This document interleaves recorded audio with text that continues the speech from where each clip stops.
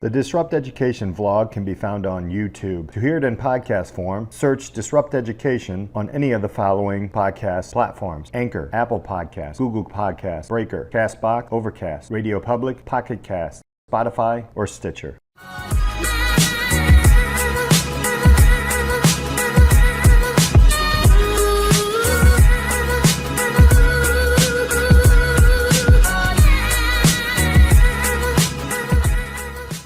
Welcome to this episode of Disrupt Education. I'm Peter Hostrasser, the host. Hey, thanks so much for hanging out with us today.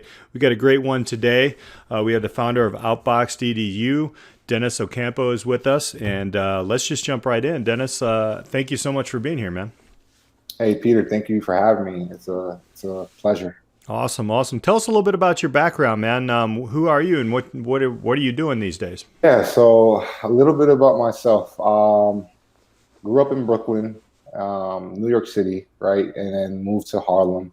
But prior to that, my background, both of my parents are immigrants from Honduras, and they migrated from Honduras to Brooklyn.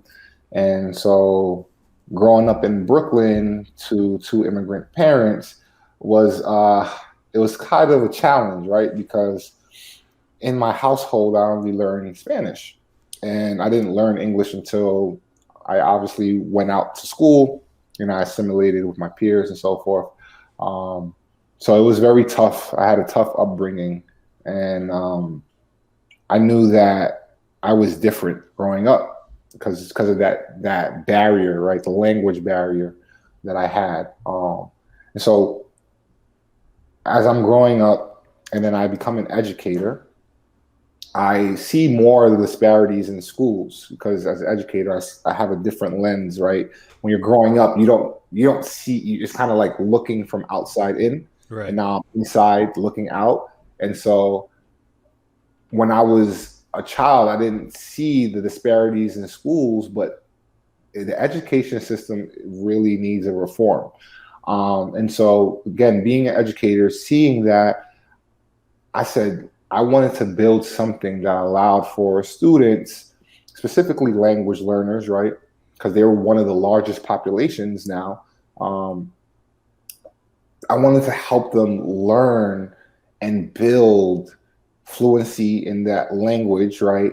And skills in general that will just propel them into the future to give them those opportunities that they probably wouldn't have if they didn't learn the language.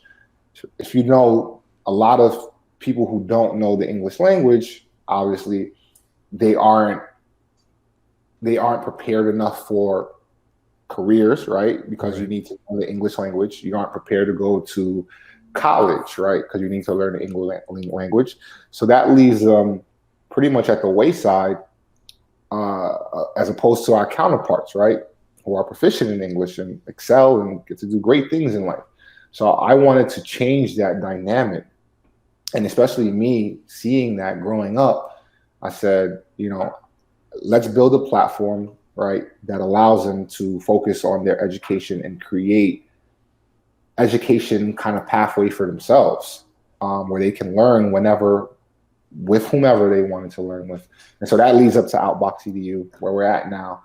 And we've pretty much built or are building a game-based learning platform that allows for teachers, students to create content and be able to learn and retain knowledge that they otherwise wouldn't be able to do as quickly, in a traditional classroom. Excellent. And we'll go back into that a little bit more. One of the things I wanted to highlight is I've talked to a lot of what they call the ESL. You're labeled right away, and one of the things that I've found a lot, even in my own experiences, is there is this label, and then there's this, okay, that student doesn't have the smarts or whatever, which is completely false. Right. And a lot of people that I've interviewed have kind of told me in different ways that they actually had to try to figure out to learn the language. Most of it is actually through just, cultural pieces of watching television or listening to people. Let's go down that path real quick and kind of what were your struggles and how did you inevitably learn a second language and possibly more after being a youngster? Yeah, so for me, it was I leaned on a lot of my adults, like the principal, the school teachers. I also had a teacher that would pull me out of the classroom to help me go over phrases, vocabulary, to help me strengthen my fluency.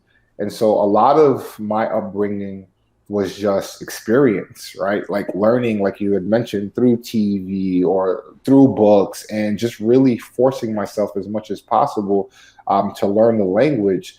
And it made it a bit easier because when it comes to language, you have to be in an environment that it's just that language. For example, like for me, like I'm very fluent in Spanish, but I don't I don't see how difficult it is until I go to like Honduras or another Spanish speaking country where they're so much more advanced, right? Right. So it's kind of the same idea, whereas like out here, United States, right? English is the language. And so I wasn't as advanced and I had to go through all those experiences to learn the language, right? So that I could be able to communicate with my peers and my teachers and so forth. So that led me to leaning on a lot of these outlets to pick up on the fluency and to become better at it. When you became an educator, what were the first things that you did to try out and to change the system initially before Outbox EDU? Because obviously living through it that's if there's not a trigger to get you to go and do something, living through Yeah. your own pain point,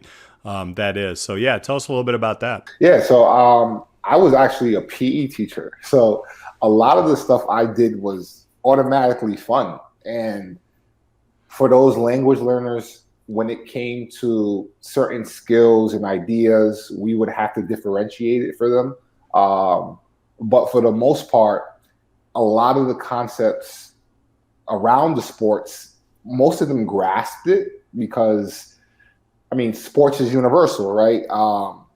You learn how to play sports from a young age and how to assimilate, right, with people through play.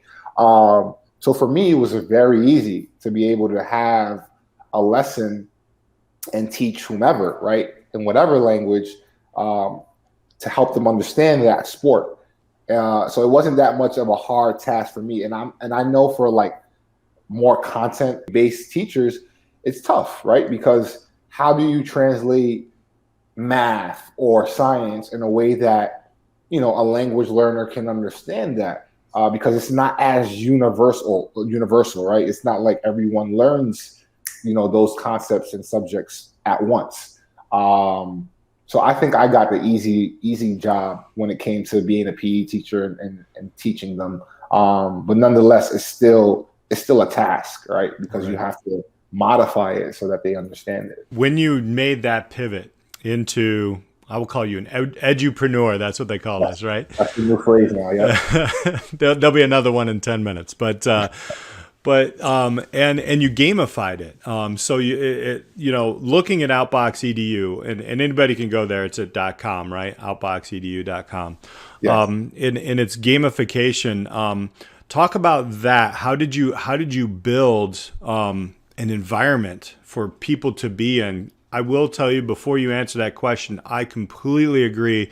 Going Yeah. through German and Spanish, Spanish in high school and German in college, Mhm. the only time I really learned a language was, and I'm polite in Spanish, was because I was in a situation where there were a lot of people who spoke it around me. So I completely agree. But you're putting people into virtual worlds and moving that around. So yeah, unbox the Outbox EDU for us a little bit.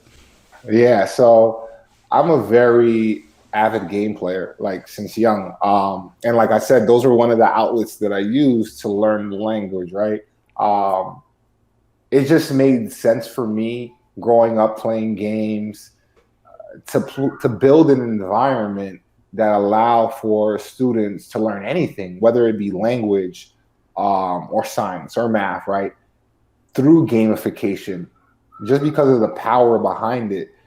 For me, I learned a lot through games more than I did through actual sometimes education and through teachers, just because it stuck with me a lot more, right? I remembered it a lot more. And so for me, it just made sense. Like, I wanted to build a platform that allowed for students, right, in schools to still learn those subjects, right, in a way that they can understand. And that's through games, that's through play. I mean, you think about the earliest ages of human form, right? Like we we understand people through play, right? Hmm. Kids, babies, they communicate through play. We learn skills through play.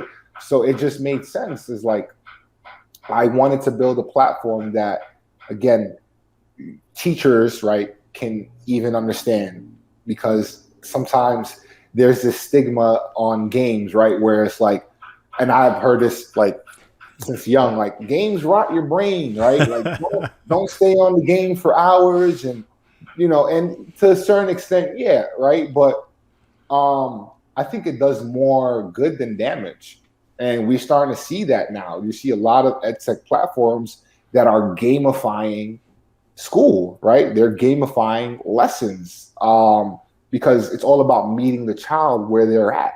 And in a sense, and I've heard this before, the education system in the United States, you after a certain grade, you start to lose that creativity, right? Because we're so focused on making them workers, right, for the Yeah. future, that we take away the creativity component that allows them to think freely and, no pun intended, outside of the box, Hmm. right?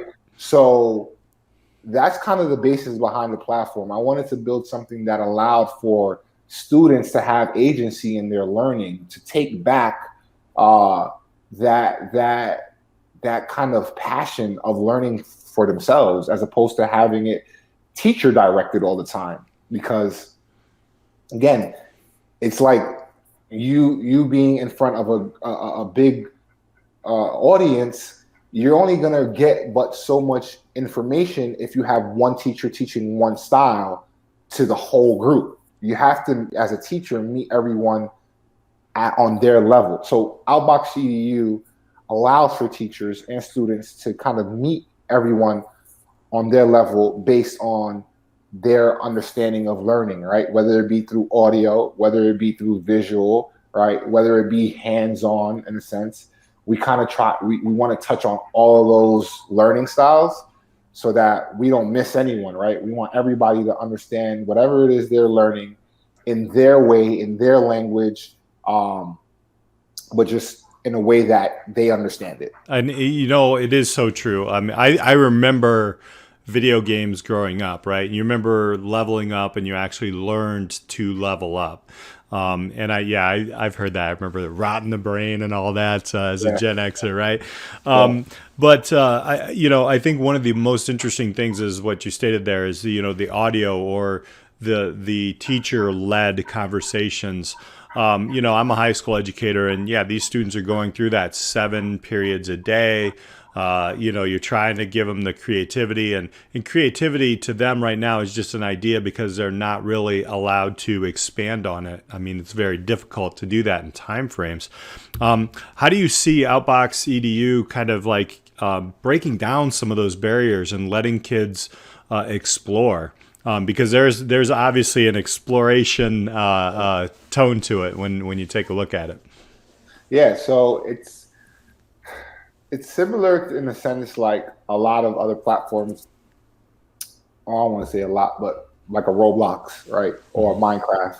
You have an open-ended world, and as a teacher, you can create simulations, right? You can create quests that those students can now then go through, and then again pick apart, right? Ask questions, really delve in deep and understand the concept of, again, whether it be math, whether it be reading, whether it be science. What is the teacher actually teaching, and how does that pertain to them? And also, how can they use whatever the teacher is teaching for the future, right? Because we have this model in education where it's kind of narrow, right? We're teaching students to, again, be workers in a sense, but they don't learn anything outside of that. And so with this is we want students to learn outside of what the teacher is just teaching, right? We want them to explore and break down those quests, right? And those simulations so that they can really, really, really have deep knowledge on it. And especially now where everything is kind of like assessment based, it's hard to like cram things in someone's brain and expect them to memorize it by the end of the week or the month or whenever that assessment is. It's like we want to teach children things that they can learn now and take into the future. And I'm not saying that education doesn't do that, but there's a missing piece, right? There's a like a lack of that portion that's needed. And I feel like with our platform, it does just that. And so, like I mentioned, teachers could create content, even students, right, could create content. And I think that's another thing that a lot of platforms don't do is they don't allow students to create the content. And so we want students to create the content too, because we want it to be student centric. We want them to have agency and autonomy in what they create, because again, you will want to learn something you take more interest in, right? As opposed to something that's just given to you. Like here, you're expected to learn this. Like, learn it. Like there's no ifs, ands, and buts. And if you fail, then that's it. You know, it's no, like we should be giving them. And it's like, all right, well, how can we make this in a way that we make it fun for them? Yeah. Right? Like, yes, kids may have to sit through hours, you know, of lessons, but we also have to understand that if we want our schools to be better, if we want higher test scores, we want better data, we have to meet the children where they're at. They're still children. They're not adults. And I think sometimes we treat them as adults because we want them to be adults, but the reality is they're not adults, right? They want to be children. They want to explore. They want to create. They want to build, right? And so we have to give them that so that they can, you know, take that and mold it and, again, learn from that and be the best that they can be from those experiences. And 100%. I was actually just going to ask you how you would change education, but you stated it right there. It's got to be student-centered. They got to take control, especially the older they get. However, you make a very valid point as a high school teacher, and I've always had to be reminded of this, that they are not adults. And, you know, even though they want to be, right? And, you know, I have a 16-year-old myself, and, you know, but when they do take the learning in their own hands and they build, and then they have that guidance in there, and how the teachers can build. I really like the thought of students actually building this out as well. Wanted to kind of go a little bit into the platform itself. What are the age ranges, and what are some of the types of things that you've seen so far in the early days of this? Yeah, so right now we're thinking of being primarily for elementary, middle school, just because the aesthetics of the platform is very gamey, right? And the layout, it pertains to them more. Like it seems like they would want to play with it more. Eventually, we want to make it so that everyone kind of uses this platform, right? Because even adults get bored, you know, even adults want to play sometimes. So if there's something in there for a professional development, right, that allows for adults to go in there and explore and learn on how we can better teach children through a game-like environment, then that's kind of what we're looking for as well. This platform also allows for you to teach a lot of STEM, right, STEAM. Yeah. So all of those things in there help not only just students, but teachers, right, be better teachers, and students be better students. Because it's all about having that feedback loop, right? We want to have, and not only that, we're working on ways to involve parents too, because we want to look at it from a holistic approach, right? Like it's kind of like the Holy Trinity, right? Where you have the parent, the school, and then the child. Right now with school, it's like we have the school, we have the child, but the parent involvement is kind of weak, right? It's not as strong as it should be. And so with that, we want to build something that allows for parents to be much more involved in their students' education as well. And if it's through a game, then so be it. Because you see, I know from me, like I I can bond with my child through playing games, right? Mhm. Like he loves it, and we can sit there and play games, and we can talk about things outside of education just because of the bonding, right? That's there. So that's kind of the idea behind that. It's like we want to give parents the power to be able to bond with their child in a way that they otherwise wouldn't be able to through our platform. So there's a lot of ways that we're looking at it, but that's one of the key things that we're looking at as well, and implementing in the platform. I really like that because my son, who's 16, he's in the cars and he's got his wheel up and, in the game, and he's actually taught himself how to drive manual without an Nice. actual car. Nice. Not like us back in the day. And he had a conversation with me about a trip that he took on a shipping trip. It was a trucking game. And, he talked about miles and these things, So there is this behind the door learning. And I love that. And it's, well, I guess I should say outside the door learning that you're doing. What's coming up next for Outbox EDU, and how can people connect and get involved? Yeah, so right now we're still developing the platform. You can sign on, you can create an account, but the gamification portion, it's work, right? It takes a lot of Yeah. work. We're working on that portion, but that will be the next update, right? Where teachers will be able to go on there, they'll be able to walk around, create their own avatar.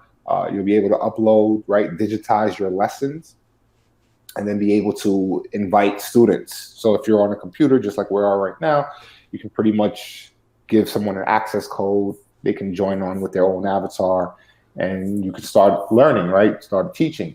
And that's, I think, right now is one of the main important things we need to work on. There will be other updates as well that we want to implement, but just having that environment portion that people can go into is one of the key things that we're working on right now. Last question. This is a little bit outside. This is a curveball here, but if you could tell a young student something, words of advice in education right now, in pandemic time, maybe even an English second language learner, Yeah. what would you tell them? I would say dream big, dream big, uh, because so often we dream about things, especially depending on your upbringing, right?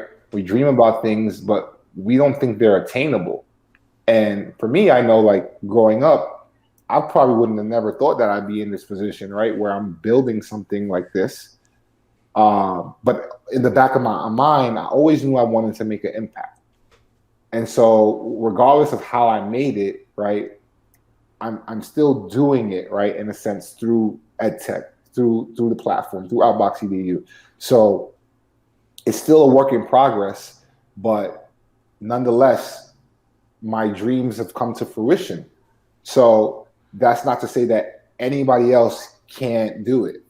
Anybody and everybody is capable of carrying out their dreams, no matter how big or how small they are. But at the end of the day, if you're going to dream, you might as well dream big. So go out there and dream big. 100%. I love that. That's a great way to sign off here. It's outboxedu.com. And they just sign up there and go from there. We're going to see some cool things from this. I've taken a look at the platform a couple of times. But Dennis, I really appreciate you. I know that you're a person who really wants to give back and help others. And by doing this on this platform, you are dreaming big, man. And thank you so much for hanging out with us on Disrupt Education. Of course, Peter, it's a pleasure. And thank you so much. And you're doing great things in this space as well, too. So I appreciate you taking the time out to interview me, and every other educator out there as well. Absolutely. And thank you all for listening. We appreciate you all. Hit that subscribe button. Leave us some feedback. That's the only way we learn here on Disrupt Education. We'll see you next time.